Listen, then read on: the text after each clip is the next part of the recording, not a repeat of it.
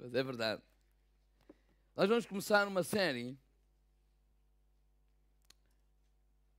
cujo título é Do Sonho ao Destino. A palavra sonho, da chamada de Deus, e a palavra destino, o propósito de Deus para as nossas vidas. Às sextas-feiras nós estamos a basear a nossa meditação em Davi e Golias. E quero convidar os irmãos a virem. O propósito é edificar a nossa fé, fortalecer a nossa fé, levantar a nossa fé, nos exortar a continuarmos a confiar em Deus e a orar e a clamar a Deus. Estamos a crer que grandes milagres irão continuar a acontecer nas vossas vidas. Estes próximos domingos, provavelmente serão 10 domingos, onde vamos basear a nossa meditação de domingo na história de José. Vamos analisar a vida de José. Deus deu um sonho a José aos 17 anos de idade. E ele deu o primeiro passo na direção de cumprir o seu destino, ou cumprir o propósito de Deus para a sua vida, aos 30 anos de idade. Ele não cumpriu o destino ou o propósito de Deus aos 30. Deu o primeiro passo nessa direção. Entrou nessa direção. E aquilo que nós vamos analisar é esta caminhada entre o sonho e o destino. Entre a chamada de Deus e o propósito, ou cumprir o propósito de Deus.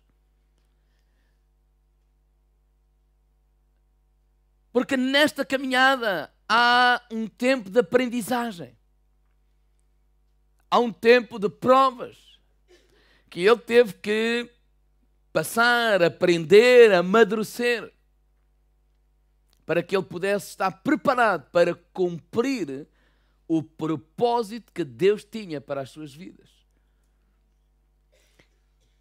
E Deus não quer só apenas nos dar sonhos, ou nos chamar. Deus quer que nós também possamos cumprir o seu propósito para as nossas vidas. Mas se nós não aprendermos e amadurecermos durante esta caminhada e ultrapassarmos algumas provas, nós nunca cumpriremos o propósito de Deus para as nossas vidas. E é isso que nós vamos falar, e hoje vamos falar sobre a prova do orgulho. Gênesis, capítulo 37, a partir do versículo 1.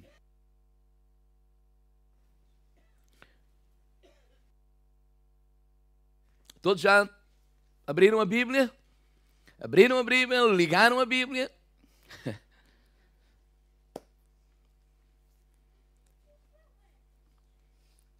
Gênesis capítulo 37. Do sonho ao destino. E Jacó habitou na terra das peregrinações de seu pai, na terra de Canaã. Estas são as gerações de Jacó, sendo José de 17 anos, apacentava as ovelhas com os seus irmãos, e estava este mancebo com os filhos de Bila e com os filhos de Zilpa, mulheres de seu pai, e José trazia uma má fama deles ao seu pai. Por outras palavras, José era assim meio queixinhas, com 17 anos de idade. Tipo, vinha dizer mal ao pai dos irmãos. Não sei se alguém gosta, mas é o que ele fazia. Versículo 3. Israel amava a José mais do que todos os seus filhos. Jacó, Israel, tinha uma preferência pelo menino José. Poderíamos dizer que José era o menino do papá. Porque era filho da sua velhice e fez-lhe uma túnica de várias cores. Vendo, pois, seus irmãos que o pai o amava mais do que todos os irmãos, aborreceram e não poderiam falar com ele pacificamente. Inveja, ciúme, gosta mais deste, menos de nós. Versículo 5. Sonhou também José um sonho e contou aos seus irmãos. Por isso o aborreciam ainda mais. E disse-lhe: ouvi, peço, este sonho que tenho sonhado, e eis que estávamos atando molhos no meio do campo, e eis que o meu molho se levantava e também ficava em pé, e eis que os vossos molhos o rodeavam e se inclinavam ao meu molho. Então lhe disseram os seus irmãos: pois tu deverás reinar sobre nós, tu deverás e terás domínio sobre nós. Por isso, tanto mais o aborreciam por seus sonhos e por suas palavras. E Senhor, ainda outro sonho. Parece que José não aprendeu à primeira. Contou-lhes o segundo sonho. Contou aos seus irmãos e disse: eis que sonhei um sonho, e eis que o sol e a lua e 11 estrelas se inclinavam a mim. E contando ao seu pai, aos seus irmãos, repreendendo o seu pai, e disse-lhe: que sonho é este que sonhaste? Porventura viremos eu e a tua mãe e os teus irmãos a inclinar-nos perante ti na terra? Os seus irmãos, pois, o invejavam, seu pai, porém, guardava este negócio no seu coração. Gênesis 41, versículo 46. José era da idade de 30 anos quando esteve diante da face de Faraó, rei do Egito. E saiu José da face de Faraó e passou por toda a terra do Egito. Aos 17 sonhou, aos 30 deu o primeiro passo na direção de cumprir o propósito de Deus. O meu primeiro ponto desta mensagem é: Deus tem um sonho para ti.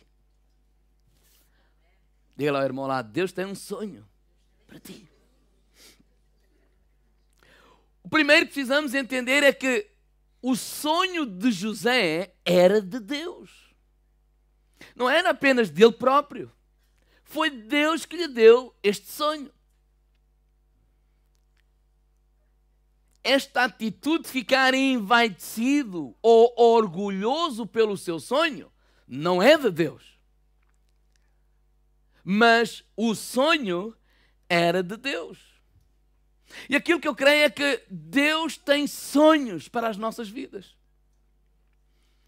E o sonho de Deus para a tua vida, o propósito de Deus para a tua vida e para a minha vida, é bem melhor e maior do que qualquer sonho ou propósito que nós possamos ter para as nossas próprias vidas. Os sonhos de Deus são sempre maiores, e diga ao irmão ao lado, e melhores.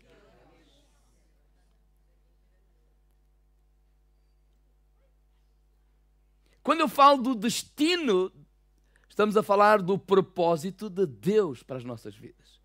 Se Deus tem sonhos para as nossas vidas, a primeira pergunta básica é esta: como eu posso saber qual é o sonho de Deus para mim? Como podemos saber qual é o sonho de Deus para nós? Um exemplo bem prático, Números capítulo 12, versículo 6, diz assim: e disse: ouvi agora as minhas palavras, se entre vós houver profeta, eu, o Senhor, em visão a ele me farei conhecer, ou em sonhos falarei com ele. Não é assim como o meu servo Moisés, que ele é fiel em toda a minha casa, boca a boca falo com ele, às claras e não por figuras. Ou seja, se desejas conhecer o sonho de Deus para a tua vida, deves conhecer Deus. Aquele que dá os sonhos e aquele que realiza os sonhos. Eu não estou a falar em conhecer sobre Deus. Nós podemos conhecer sobre Deus lendo, ouvindo. O povo de Israel, eles sabiam sobre os feitos de Deus. Eles conheciam os feitos de Deus, mas não conheciam Deus. Moisés conhecia Deus, falava com Deus, tinha intimidade com Deus. E nós somos chamados a ter essa mesma intimidade com Deus. E quando nós temos essa intimidade com Deus, esse Deus vai trazer ao teu coração e ao meu coração aquilo que é o seu sonho, o seu propósito para as nossas vidas. Jesus declarou desta forma, João 15:15, já não vos chamarei servos, mas amigos, porque servo não sabe o que faz o seu senhor, mas os amigos, sim. Então nós somos chamados a ter essa intimidade, amizade com Deus. Nós somos chamados a buscar a Deus. Por isso, quando a palavra de Deus diz, deleita-te no Senhor, e Ele concederá os desejos do teu coração, normalmente as pessoas começam por falar da última parte, Deus concede os desejos do meu coração. Mas há uma primeira parte, qual é? Deleitarmos em Deus. Buscarmos Deus, temos intimidade com Deus, porque quando nós temos intimidade com Deus, Deus vai colocar os seus próprios desejos no nosso coração, o seu próprio propósito no nosso coração, e é esse propósito que Ele vai cumprir nas nossas vidas. Quando não o fazemos, corremos o risco de ter os nossos próprios sonhos, e esses nossos próprios sonhos, e esse nosso próprio propósito pode e vai ofuscar, ou ocultar, ou nublar o propósito de Deus para as nossas vidas. Então nós somos chamados a ter essa intimidade com Deus, a procurar Deus, a conhecer Deus, não o Deus do pastor, não o Deus do presbítero, não o Deus do irmão A ou do irmão B, não, o meu Deus, a minha intimidade com Deus, para que possamos ouvir de Deus aquilo que é a sua vontade, o seu propósito, o seu plano para as nossas vidas. Diga, irmão lá, Deus quer falar contigo. E quando nós descobrimos esse sonho, ou esse propósito de Deus para as nossas vidas, o meu segundo ponto é, não te vanglories com o sonho. Diga, irmão lá, não te envaideças. Porque é o sonho ou a chamada de Deus que nos vai conduzir ao destino ou ao propósito de Deus. E se nós nos vangloriarmos ou ficarmos envaidecidos com o sonho, nunca vamos chegar a cumprir o propósito de Deus para as nossas vidas. Porque o sonho é diferente do propósito. Há uma caminhada. E quantas pessoas se vangloriam, quantas pessoas se envaidecem. Eu tenho uma chamada, eu tenho isto, eu tenho aquilo. Às vezes eu costumo dizer, olha, eu não preciso saber o que tu tens. Tu precisas ser fiel a Deus e na casa de Deus, porque o Deus que te dá essa chamada, o Deus que te dá esse sonho, é esse Deus que te vai encaminhar para cumprir o propósito de Deus na sua própria vida. Mas quando são aqueles que falam, eu. O José, Gênesis 37:8 diz, por isso tanto mais o aborreciam por os seus sonhos e pelas suas palavras. Na minha opinião, José, ele falhou nesta primeira prova do orgulho, da vaidade. Ele teve um sonho, um puto com 17 anos. E o sonho era que vocês vão se vergar a mim. E ele toca a contar o sonho a toda a gente. E não aprendeu à primeira. Toca a contar o segundo, porque não é só os irmãos que vão se vergar a mim. O pai e a mãe também vão se vergar a mim.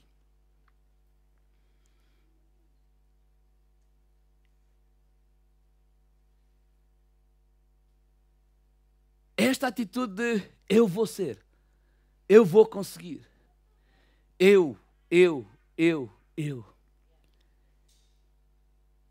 E sabem porquê que nós nos vangloriamos?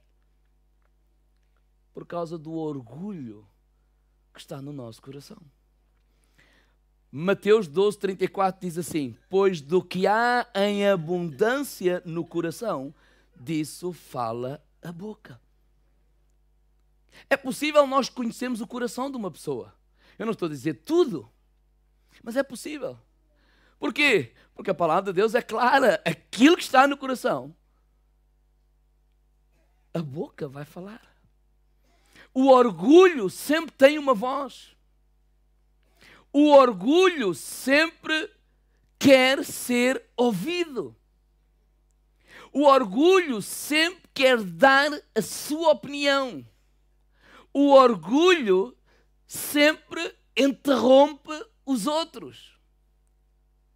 O orgulho sempre acha que a sua opinião ou a minha opinião é mais importante do que a tua opinião. A minha opinião é melhor do que a tua opinião. A minha ideia é melhor do que a tua ideia. O orgulho sempre tem razão. O que é isto? Orgulho. E se nós não reconhecermos isto, que por vezes temos que lidar com o orgulho que quer tomar conta do nosso coração, se não aprendermos, se não reconhecermos e aprendermos a lidar com isso, esse orgulho vai nos impedir de cumprir com o propósito ou entrarmos no destino que Deus tem para as nossas vidas. E José tinha tudo para ser orgulhoso. Um puto com 17 anos. É o Benjamim da família. Não só é um menino com 17 anos, nós somos imaturos, sim ou não? Embora se alguém tiver 17 anos, não me leva a mal, vocês podem pensar que não, mas são. Era o menino do papá, o preferido. Era o menino da sua velhice.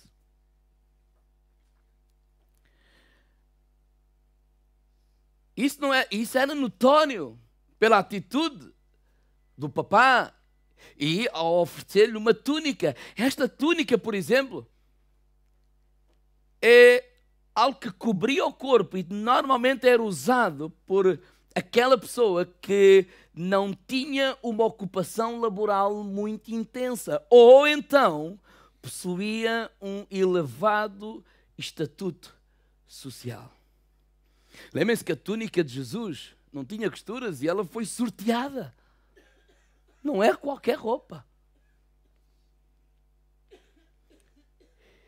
E se nós olharmos com atenção, este José já gostava das suas intrigas. Porque diz aqui que antes dos sonhos, diz no versículo 2, que ele já trazia má fama. Ou seja, já vinha o pai dizer mal dos irmãos. Eu não sei qual é os irmãos que gostam que isso aconteça. Mas isso faz parte da juventude dele. Da vaidade dele. Do orgulho dele. Ele já tinha esta mania, este comportamento de dizer mal. Este comportamento de intrigas. Na verdade, ele já tinha um problema com a sua boca. Pensem nisto. Se tu tens um problema com a tua boca, tu tens um problema com o teu coração. Porque a boca fala, o coração está cheio. Então, a inveja dos irmãos, a par da imaturidade de José e vaidade, a par com a preferência do pai em relação a este filho mais novo, contribuíram de uma forma sustentada para a rivalidade crescente entre os irmãos. Este espírito que aconteceu aqui. E por que é que eu digo imaturidade? Por exemplo, quando Deus deu um sonho a José, em que os irmãos se inclinaram diante de José, ou se iriam inclinar, o sonho não é o seu destino.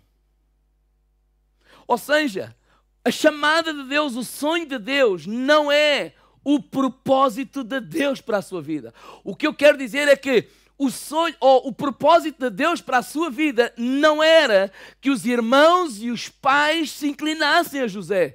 esse não era o propósito. Quando conhecemos a história e olhamos lá mais para a frente, o propósito de Deus para José não era superioridade, não era mandar, não era liderar, não. Era ser um canal de bênção para que através da vida dele evitasse que milhares e milhares de pessoas morressem à fome. Esse era o propósito, esse era o destino de Deus para ele. Que ele, através daqueles 7 anos de fartura, pudesse amealhar, juntar, guardar, para que quando os 7 anos de fome aparecessem, as pessoas não morressem à fome, mas aquilo que juntaram e amealharam pudesse ser distribuído e assim salvar milhares de pessoas da fome. Então poderemos dizer assim, o destino de Deus para a vida de José é que ele fosse bênção e ajuda para outras pessoas. Mas nós não compreendemos isso logo à entrada. Quando nós somos imaturos, nós não compreendemos isto. José não compreendeu isto em relação quando recebeu aquele sonho. Aquilo que ele viu era que ele ia ser maior que os outros. Deus não lhe deu este sonho que tu vais ser usado para ser uma bênção para os outros, para ajudar os outros. Bem, eu encontro várias razões. Uma delas, por exemplo, é que nenhum desses sonhos motiva um jovem. Nós, quando somos jovens e maturos, não nos motiva a ajudar os outros. Motiva-nos sim o quê? O ser conhecidos, o ter poder, o ter êxito. Sim, isso motiva-nos. E não tem problema nenhum ter um sonho ou teres um sonho em que tu achas-te o máximo. Não tem problema nenhum em teres um sonho em que tu vais conseguir e vais chegar. Mas esse não é o propósito, esse apenas é um sonho. Porque o propósito de Deus para a tua vida é que a tua vida possa ser bênção e ajudar outras pessoas.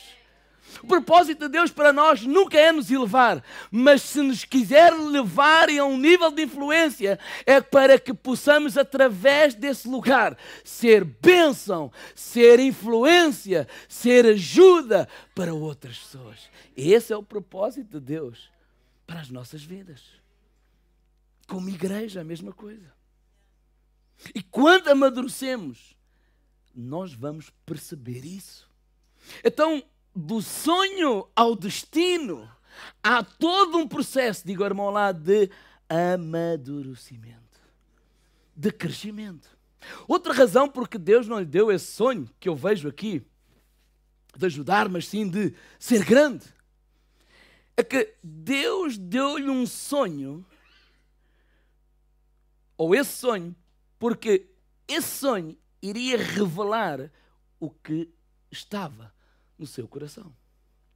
Ou seja, é possível que Deus nos dê um sonho e que Ele atualmente use esse sonho para trabalhar algo na nossa vida e assim poder realizar o propósito que Ele tem para a nossa vida. Porque o sonho é diferente do destino. O sonho é simplesmente o início do caminho, até chegarmos à maturidade, para assim podermos cumprir o destino, o propósito de Deus para a nossa vida. Então ouçam isto. Se eu não sou humilde o suficiente para lidar com o sonho, como é que eu vou conseguir lidar com o meu destino? Pensem nisto. Se aos 17 anos Deus tivesse, em vez de dar o sonho, colocado como número 2 do Egito, ele não ia ser bênção para os seus irmãos. Duvidam disso? Duvidam disso? Eu não tenho dúvida nenhuma. Porque ele aos 17 anos ele já ia fazer queixa aos pais. E porquê é que ele ia fazer queixa aos pais? Porque não podia fazer muito mais. Mas se ele tivesse o poder que ele teve aos 35, aos 40 e aos 50, ele não ia fazer queixa aos pais. Ele ia destruir os irmãos. Então ouçam, Deus tem um propósito para a nossa vida. Mas Ele nos dá sonhos para revelar algumas coisas que estão no nosso coração, que são impedimento para cumprirmos o propósito de Deus para a nossa vida. Assim como nós dizemos e achamos e queremos que há coisas para os nossos filhos pelas quais eles ainda não estão preparados. Não, não é hora. Nós não vamos pôr um carro nas mãos de um jovem de 10 anos. Porquê? Porque ele não está preparado. O carro é bom, é útil, mas agora é a hora errada. Ele não está preparado para o conduzir. Ele não sabia o conduzir. Ele não sabia administrar, ter esse carro. Assim, Deus sabe que há um destino para nós, há um propósito que Ele quer, que Ele tem para cada um de nós. Mas quando Ele nos dá um sonho, é para trazer ao nosso conhecimento orgulho e algumas coisas que são impedimento, para fim de nós lidarmos com elas agora e amadurecermos para que mais tarde possamos cumprir aquilo que é o plano de Deus e o propósito de Deus para a nossa vida. Irmãos, tal e qual como se faz com o ouro. Quando o ouro é confrontado com o fogo, as escórias vêm ao de cima para se purificar o ouro. E Deus quer purificar a tua vida. Então Deus nos dá sonhos. E se nós não temos a capacidade, a humildade para lidar apenas com um sonho, apenas com a suposição de, em vez de nós sermos 100 ou 100 e tal, sermos 500, sermos 1000, se não conseguimos ter a humildade de lidar apenas com essa suposição, jamais tínhamos a capacidade de lidar mesmo com essa realidade. Nós achamos que não, mas Deus sabe que precisamos primeiro passar o teste, precisamos de amadurecer. Precisamos de nos preparar. Precisamos perceber que quem está por detrás de todas essas coisas, e agora ao meu lado, é Deus. Deus quer lidar connosco. Deus quer lidar connosco. Mas quantas vezes o orgulho não deixa, ou não nos deixa, que Deus lide connosco? Não, o que é que o pastor pensa que é? O que é que aquela igreja pensa que é? Eu vou mudar de igreja porque lá há amor, ali não há amor. Ele pode mudar as vezes que ele quiser. Mas se ele não deixar Deus trabalhar na vida dele, porque há coisas que estão a vir ao de cima, não é para tu criticares, não é para tu apontares o dedo, não é para tu achares que é perseguição e ninguém gosta de mim e anda tudo a perseguir-me e aqui eu nunca vou subir e aqui não. Se Deus tem um sonho, se Deus tem um propósito para a tua vida, nós só precisamos ser fiéis nesta caminhada, deixar que Ele nos amadureça, deixar que as coisas que estão a vir ao de cima, dizendo Deus, lida comigo, tira isso do meu coração, porque eu não quero que nenhuma dessas coisas seja impedimento para que eu possa cumprir o propósito e o plano da minha vida. Deus tem um destino para a tua vida. E Ele quer trabalhar em nós. Deus tem um destino, um sonho para a nossa vida. Precisamos de procurar, buscar a Deus para saber esse sonho. Segundo, o que é que eu disse? Era aí que para usar a expressão que eu disse, não te vanglories com esse sonho. E por último, precisamos de tratar essa raiz do orgulho. Precisamos de passar essa prova. A positiva é quando nós chumbamos na prova, nós não nos apercebemos, mas damos meia dúzia de voltas e vamos lá parar outra vez. Ou seja, Deus não desiste de nós. Diga-me ao lado, Deus não desiste de ti. Tu vais lá parar outra vez. Diga-me ao lado, vais lá parar quantas vezes necessárias até passares. Mas sabe qual é a raiz do orgulho? Às vezes tratamos só do fruto, mas a raiz é a insegurança. Todo o orgulho está enraizado na insegurança. Quando vemos uma pessoa orgulhosa, estamos diante de uma pessoa insegura. E se há orgulho no coração, há insegurança na nossa alma. Outra razão porque devemos lidar com o orgulho é porque a cada desafio novo que nós temos ou que nos é apresentado, vem novas inseguranças. Sim ou não? Nós estamos confortáveis. E de repente há um novo desafio, há uma promoção na firma, há qualquer coisa nova na nossa vida que nós somos chamados a... E há aquela insegurança. E depois começamos e Deus nos ajuda e volta ao orgulho. Eu já sei, eu já domino isto. Vocês lembram-se Como é que nós podemos lidar com a insegurança? Lembram-se o que é que Jesus disse? Perdão, o que é que Satanás disse a Jesus? Se tu és o Filho de Deus. E lembram-se como é que Jesus respondeu? Claro que eu sou o Filho de Deus. Foi assim que ele disse? Não? Por que é que ele não falou isso? Porque ele sabia quem era. Eu sei quem sou. Eu não preciso dizer quem sou, eu sei quem sou. Eu sou um filho amado de Deus. E nós precisamos de ir a esse lugar, de saber quem nós somos em Cristo. Somos filhos amados de Deus. Quando nós sabemos quem somos, isso vai nos livrar, em primeiro lugar, da competição.